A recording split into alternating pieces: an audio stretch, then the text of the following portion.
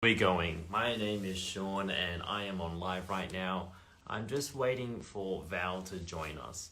So if you are listening to this, I did ask everyone out there if you had any questions in regards to learning about nutrition, because we've got Val who is obviously very much educated in this field. Hello there, thank you for joining us. Let's see if I can actually invite Val. There we are.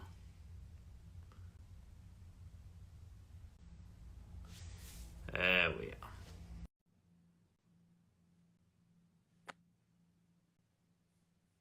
How are we going? Thank you for joining us, everybody. Oh, hold on. Have I got you? There Yes. we are. So we've got Val on our Instagram live now, and how are you going all the way in Sydney? Thank you for joining us. I'm good, thanks. How was your day? Did you have a full day of just looking after patients and appointments? Yes. Yeah, it's been a busy day, but that's the best kind of day. How are you? I'm good. Obviously, as you know, I have closed down my A bit brick and mortar, so Oh no. yeah, I'm kind of doing more stuff like this, so you can see my background. This is my home studio as well. It looks awesome. Is it lagging on your end? Because if it is, I can move. No, it's not lagging on my end, It's so it lagging on might my be end. you. Okay. I'm gonna move really quick. Okay. So while Val was fixing that up, I'm going to ask everyone out there who's joined us. We've got Balloons14, we have Andrew, we have Mama Salim, we have Mark, everyone out there. If you have any questions to ask, May, thank you for joining us as well. Today what we're talking about is what actually Val did on the ABC radio show a few weeks ago, and I really liked it because what we were talking about was naked carbohydrates. And I'm not sure about you guys, I've never heard of this concept of naked carbohydrates before. And I thought this was something that would be really useful for everyone else out there to learn a little bit about. And now we're having a little bit of difficulties with Val joining us. So while this is happening, let's see if I can request it back in.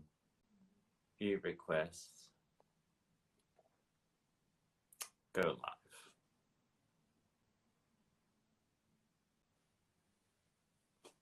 Sorry for the technical difficulties. This is what happens when we are live. Okay. Are you back? I'm back. It's perfect now. So Awesome. On my end, the frame is frozen, but that's okay. I can hear you at least.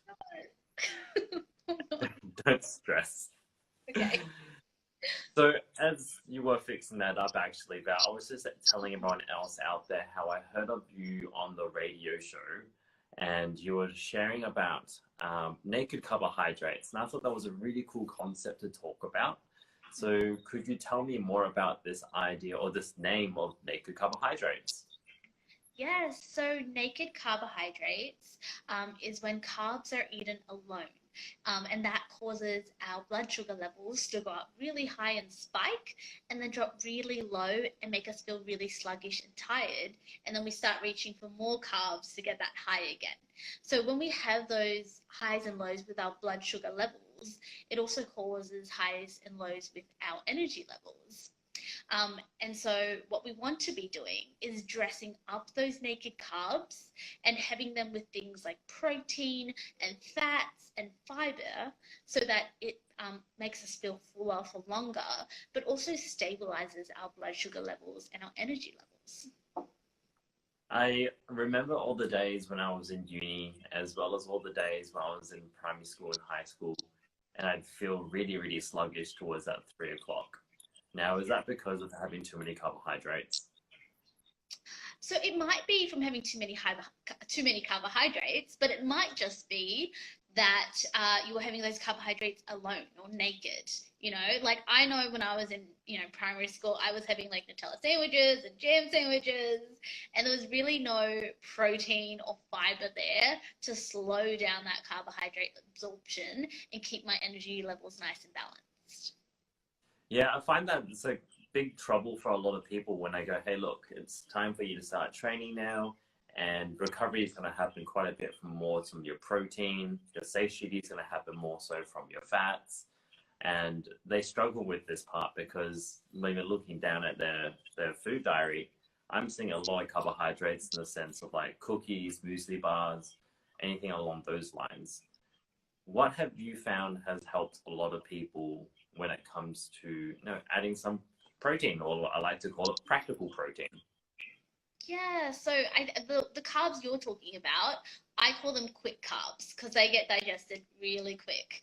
And they're pretty much the ones that are really high in sugar and refined carbohydrates, like the cookies and muesli bars and things like that, which I think, we all enjoy, we all want to have in moderation.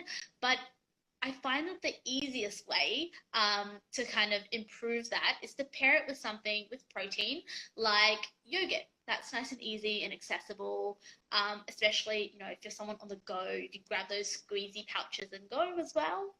And then if you're someone who's kind of ready to make a bigger change and you're okay to give up those cookies or those muesli bars that you're having every day, you might be swapping to something like whole grain crackers and then maybe some salmon on top. And that's going to give you a little bit more long-lasting energy than something like a muesli bar will give you. Yeah. And yeah. I always try and find myself trying to eat protein in every single meal. So today what we want to give to everyone else out there is probably our practical proteins that we probably don't think about as much now. Because I'm not sure about everyone else out there. I'm a bit of a protein fiend. I just eat protein only and mass vegetables. And then when I have time at the end of the night, I like to enjoy my carbohydrates. Don't get me wrong, I still enjoy my carbohydrates. I just only do it when I have time. Oh my gosh, you're an outlier. You're the only person that's ever said that to me. Yeah, I really attribute this to, and I'm not saying that this is the only way to do it, but I attribute to the fact that in my developmental stages between 18 and 24, I labeled myself as a bodybuilder. And I said, you know what, you get to enjoy your food when you're at home, which is very mentally weird to me, honestly. I had to teach myself that it's not normal to think like this, but that's why we're having these discussions to find out what can help with everyone else. Yeah, look, I think in terms of what you do, I would almost do the opposite. I think I like my carbs kind of in the morning, in the middle of the day, when I'm going to be at the gym, like when I'm a little bit more active and I need that brain power. And then I go home and then I think I'm a little bit lighter on the carbs in the evening, just because I'm going to bed anyway, Yeah. Well, let's kind of recount what we've done today then, because my lifestyle has changed a little bit, but I think it'll be pretty cool to see what we eat and how we explain what we eat, I guess, what we could say, from this morning. So do you remember what you ate for breakfast this morning? Yes, and it's going to be a really weird combo to other people, but let me do a disclaimer that I am Asian, obviously, and I love like a savory breakfast in the morning. And so for me, when I think oats, I only do savory. Like I don't do sweet oats. That's just odd to me because I think of congee and that's always savory. Yeah. So what I did this morning, because I had an 8:30 a.m. consult, so I was like out the door really early. I packed some oats in my bag, and then I packed 2 boiled eggs and a coffee. So, Jake, tell me how you eat these oats with eggs. Do you actually like microwave them and put your eggs in it? No, I don't eat them together. I like eat the oats plain. Okay. And then I eat my boiled eggs with them, like Okay, just like on the side. I honestly thought that you said that like you made your oats like congee and you put your eggs in them. I mean, I could have, because like there's like prawn congee. I could do that. I just didn't though. Yeah. Okay. Well, my breakfast was actually not too different from yours. In the sense of like a little bit of background, I am doing a bodybuilding competition in I should know this, October. Yeah. So Okay. This is what I'm justifying. I'm not on a lot of calories, and just full disclaimer to everybody out there, what I'm doing is not a lifestyle. It's not something that you should try and mimic, because I know there's an end to it. So don't think like this is gospel. But what I'm eating for breakfast is 2 eggs. I had sourdough toast, and I had some sour cream cheese. Sour cream cheese? I had light Philadelphia cream cheese, should I say. And I also had a black coffee too. And for me, to be honest, that's because the fats kind of keep me full enough. The coffee satiates me until later in the day. And then I save my bigger meals to be for lunch and dinner. And do you find that you do that as well? I am someone who likes to have quite regular snacks. So my meals in general, I think, are a little bit smaller than people who just have 3 meals a day. So I think it's almost like I prefer the 6 small meals a day in comparison to 3 larger meals. But some of my clients prefer 3 larger meals. I don't think there's a certain rule about it. But I really like what you did with the sourdough bread. I think sourdough is my go-to as well. It's that slow digesting carbohydrates that really does keep us feeling fuller for longer. So I really like that choice. Yeah, I honestly like it for 2 reasons. I like, as if you guys are out there and you watch Brooklyn Nine-Nine, as Charles always says, it's for the tang. I love the tang of sourdough bread. But yes, it definitely keeps me fuller for longer. It's the fact that, and I always go for foods that have, and it sounds weird, high chewability, because it keeps me fuller for longer too. And I haven't had white bread in such a long time. And I did have white bread, actually, no, I say that, but I had white bread 7 weeks ago when I was in Singapore, and I was buzzing, and then I had like a big sugar crash. I try to stay away from it too. Did you get buzzing from white bread? It's been, yeah, I don't eat white bread very often, if at all. And yeah, I was like, I could feel the sugar just kind of kicking in. So I was enjoying it a lot, but I knew for long term this wasn't going to benefit me if I was going to save my energy for training like I am going to do later tonight. Yeah, no. I like what you said about chewability, because I think that's one of the things that I find is really satisfying about meals if they're really chewy, or really crunchy. Like, for example, I love popcorn as a snack because it is just so crunchy, and that mouthfeel is really satisfying for me. Yeah. And for a lot of people as well, it's that hand to mouth gesture when they actually put more volume into it. And like, oh, now I feel actually not just like tummy satiety, but also mentally satiated too, because you've done it so many reps, so to speak, and you're like, okay, I think I've had enough food, so to speak. Yeah. Well, I didn't eat anything till lunch then, so I think, what is your next meal that you've had that, I'm assuming also had protein too? So I had a snack. So I had some yogurt and some fruit. I had a mandarin, and I had some lactose-free yogurt with it before I hopped into lunch. Out of curiosity, what type of yogurt do you use? Do you use a higher protein as well? So my preference is a higher protein yogurt, but my stomach's been a little bit sensitive to it lately. So my go-tos are things like Chobani Fit or Siggies. I prefer the Siggies because they're quite low in sugar, still a decent amount of protein. But yeah, I'm quite lactose intolerant, so I do kind of have to be a bit mindful. Even if there is lactase added, I'm still quite sensitive. So I do the Jalna lactose-free yogurt, which I really like. Yeah. I actually never had that problem before. I'm very fortunate I'm not lactose intolerant because I eat way too much dairy. But also saying, how cold is it in Sydney? Because it's freezing here in Perth, and I haven't touched any yogurt in such a long time. It's actually so cold here in Sydney as well. But I don't know. I can still have yogurt even when it's cold, but I don't have yogurt every day because then I get a bit bored. Yeah. Yeah, I used to have massive amounts of yogurt every day, but then I found that I stopped eating it when it got too cold.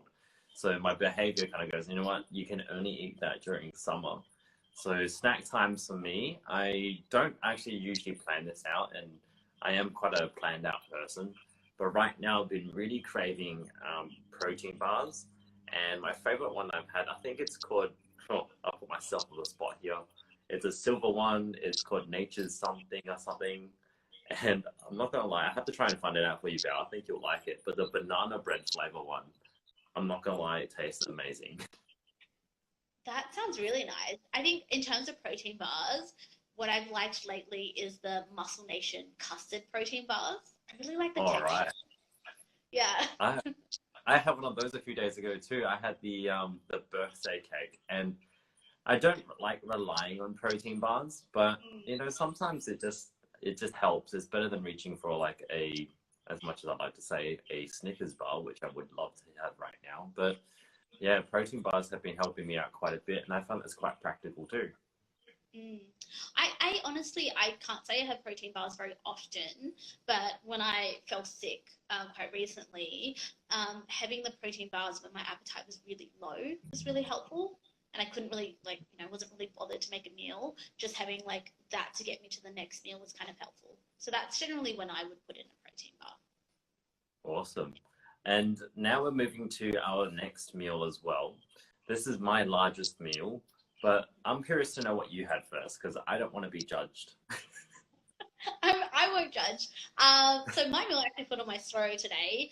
I fried up 3 cans of tuna in olive oil, which is a very practical protein because you don't even have to add the oil. I just chucked it in the pan, already in olive oil.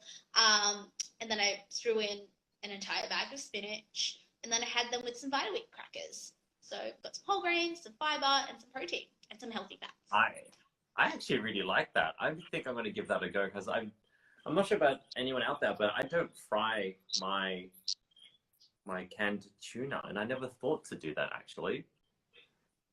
Oh, so I don't mind regular tuna, but I just think it tastes 1,000 times better if you fry up your tuna. Oh, hands down. Now that I think about it, because I do put it in my egg omelets, and I love to chuck it in with some kimchi, which I don't have any at the moment. But now I'm thinking about it, why wouldn't I try that out? And I'm gonna add that to one of my lists now. So thank you very much for that, Val. Good. What did you have for lunch? Oh, okay. So this was a treat. Um, like I said, I'd like to have a lot of protein throughout my days, especially earlier in the day. So I had 200 grams of chicken breast, and that was marinated. Actually, my wife cooked this one. This was leftover from last night, and I'm marinated with some honey soy, sesame seed, sesame oil, soy sauce, some coriander, carrots, and also onions. So it was very, very tasty. Yeah. And looking for something more practical like these days because I knew I was going to be busy around this time. So last weekend I did buy some of the chicken schnitzels from Costco, and for one big chicken breast, probably about this big, it was crumbed as well. Had 5 grams of fat, 20 grams of protein. So I air fried both of them, not expecting much to be honest, and they tasted awesome. Then obviously me looking for some volume, I couldn't find any vegetables in the fridge. So I go, hey, look, what are some random things I could chuck together? And I found one tomato, which I sliced up. And I found one small carrot and I sliced that up too. And somehow I turned that into a salad. Yeah. Cool. Awesome. No, that sounds great. I like that you were like kind of searching for that, that fibrous veggies to kind of balance out the meal. I think that was a smart choice. Yeah, Well, it's what I want to do. I actually don't know why, but I really do like feel better on vegetables. But that doesn't mean I don't like carbohydrates, which we're going to talk about in a moment too. So what are you going to have for the rest of today? And did you also train today too? Yeah, I did train today. So I am just coming back from comp, so I'm easing back into training.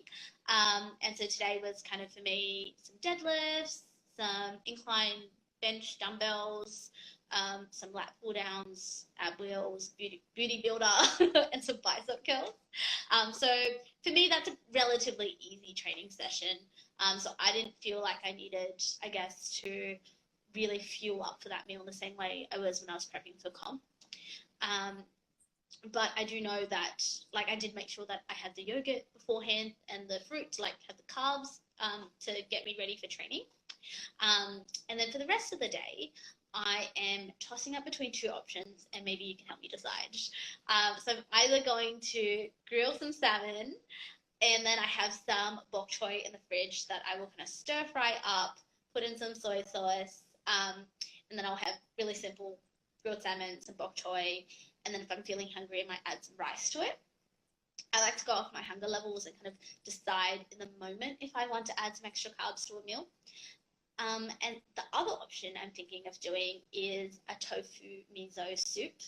It's one of my go-to meals where it's just tofu, miso base, throw some soba noodles in there, and then I'll use the bok choy and I'll put that in there. Yeah. Oh, wow. I do have some miso paste in my fridge too now, and I feel like I need to use it. And I do have some tofu too now. But honestly, what I think I'm not going to sway you one way or another, but the salmon and the stir fry with a miso soup feels like something I would totally go for. But Yeah. I don't know. What do you think you would do? Oh gosh. I think salmon is one of those things that tastes best fresh. So Yeah. I think whenever I buy salmon, it's like I want it immediately. Like I want it for lunch or I want it for dinner. So I think the salmon's gonna have to go first today. And I have a little bit more, I guess, time to make it today. So I might do it today. What about you? What's the plan for dinner? I have no idea, to be honest. We did not plan this one very well tonight. Well, we have got some frozen food because we're looking for something probably a little bit quicker now. But now that we've had more time with me actually being home, dinner's something that I need to sort out. So I was actually thinking this morning that I was going to make some burrito bowls. So how we usually do that is with brown rice because we prefer it. It tastes better, keeps us full for longer. With some cucumber, some carrot shredded. I do have some broad beans, which is a bad replacement for edamame beans. Edamame tastes much better. And from there, we tend to choose a protein base that depends on our flavor tasting. So the last few weeks, we've been having quite a bit of chicken. So we'll probably stay away from turkey mince, which I tend to like. And we'll go for lean beef mince. Taco seasoning, we keep pretty simple. We just bought a massive box that we bought from last year. We use it probably once a week. And that will keep us pretty full for the whole day or for the rest of tonight. But this takes us to the naked carbohydrates part. And this is what I want to ask you, actually, since you're coming off comp. This is actually very, very useful. Did you tend to push towards more naked carbohydrates closer to your competition and training sessions? So in terms of like as the weeks got closer, it doesn't mean I pushed more naked carbs or anything like that.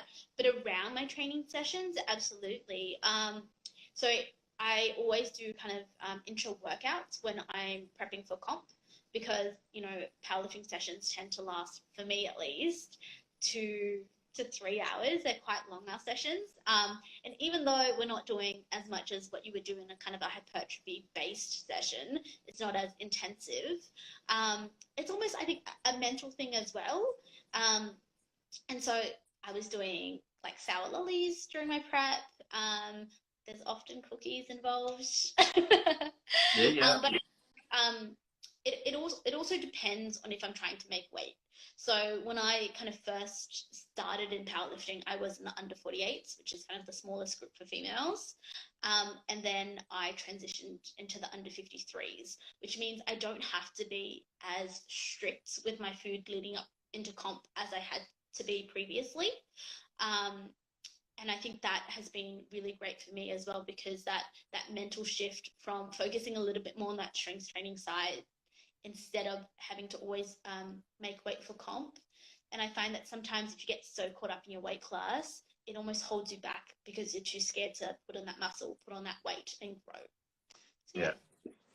And that's actually something that I wanted to share with a lot of people who may be listening out there. Because once you start to get to that stage, and you can also let me know what you think about this, that when you start to think, as you know, as bad as it sounds as well sometimes, food is also fuel for your training at this point in time, but like being close to competition. You can feel that you can time your carbohydrates as well. So for myself, a lot of people do ask me, like, when do I eat my carbs? I eat my carbs at 2 necessity times. The first one is around training. So I try to eat something like a muesli bar, a sandwich, or just something simple closer to training. And then the second time I like to eat my carbohydrates is actually when I have time to enjoy it. Because let's be honest, as much as protein and vegetables are great, carbohydrates probably have the best taste. I like And that. I agree. Sorry. yeah, it's all right. And I guess this may be a discussion for another time because we would like to know more on what you think about this. But do you find that and have you heard the terminologies of front loading and back loading carbohydrates? Do you mean like front loading in the beginning of the day? You're putting the carbs and Yeah. back loading at the end of the day? Hmm. Yeah. What's your preference? You said back loading, isn't it? Yeah, my preference is this, and I guess that it's purely based on feel. But I think with your knowledge being a dietitian and also a strength athlete, it's always good to know what you may think about it too. I think it really depends on the person because if you're someone who is, training at night, then backloading your carbs makes sense. Like you want to be having those carbs around training. Um, I'm quite fortunate that I get to train early in the day, so I front load my carbs. But I think in terms of like circadian rhythm, you're probably better off front loading your carbs when you are going to be a little bit more active and using up those carbs. And so that's generally my preference with my clients to kind of push their carbs earlier in the day when they're using it. And then for the clients who are training at night, then we put the carbs kind of pre-training. And then depending on where their fat loss phase or if they're bulking phase, then it depends how many carbs we're putting in later on. Yeah. But very rarely will I make kind of a really large, big meal just before they're going to bed because I feel like it's just so much for them to digest. It often kind of interrupts their sleep. And then you have a huge tummy ache before you sleep as well. Yeah, but you know what? Some people find that carbs make them very sleepy. Like they have that effect. So, Well, I will take that into consideration because maybe that's why I'm sleeping so well. And and I've definitely learned a lot in terms of like practical protein because most people would think, and I've had a few people tell me this over the years that they think it's always just chicken breast, which it's not. no. It's a good way to make yourself very bored of protein. Yes, especially if you're giving yourself very dry chicken breast. Oh I my don't know. gosh. I think there was this big thing in the fitness world where everyone was eating dry chicken breast and they were pretending to like it, and I just couldn't. I couldn't hop on board with it. That was unfortunately the industry 10 years ago, and a lot of people were just saying, yeah, chicken breast and steamed veg only. And I think a lot of people still do that, unfortunately. I mean, if you're doing it for a given reason, you know why. But I think with us as our new, as a new generation of allied health and fitness industry, what we're really trying to teach people is, like you said, trying to find new ways of actually finding your protein through yogurts, canned tuna, even like me learning that you cook your tuna. I'm going to try that later today if I have some cans of tuna, is something that we can all learn from.